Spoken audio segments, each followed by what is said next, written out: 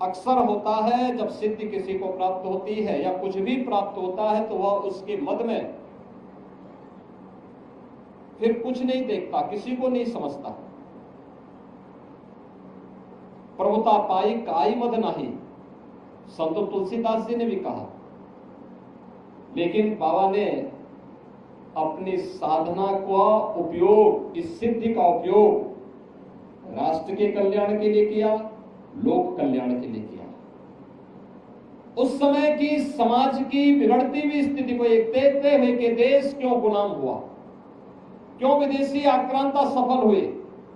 एक तरफ उन्होंने समाज को जोड़ने का काम किया, दलितों को, आदिवासियों को, वनवासियों को, गिरवासियों को बिना भेदभाव से मुक्त एक ऐसे समाज की स्थापना का अलग जगाया था जो एक अघोराचार्य को ही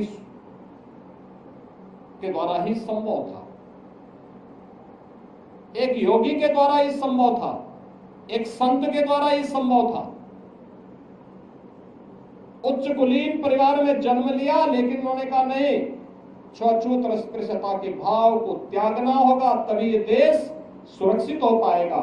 और यहाँ के दलितों को, वनवासियों को, यहाँ के जनजातीय समुदाय को उन्होंने बड़ी संख्या में अपने शिष्य के रूप में स्वीकार करते हुए उनके जीवन को प्रशस्त करने के लिए अनेक कार्यक्रम चलाए।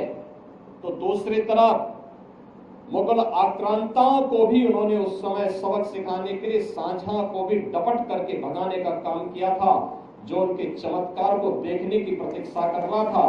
उन्होंने विदेशी आक्रांता उस समय के जो शासक थे उनको फटकार लगाई थी। यानी ये चीजें दिखाती है एक संत और एक योगी सत्ता का गुलाम नहीं होता है, बल्कि वह अपने कदमों पर उन्हें चलने के लिए मजबूर करता है।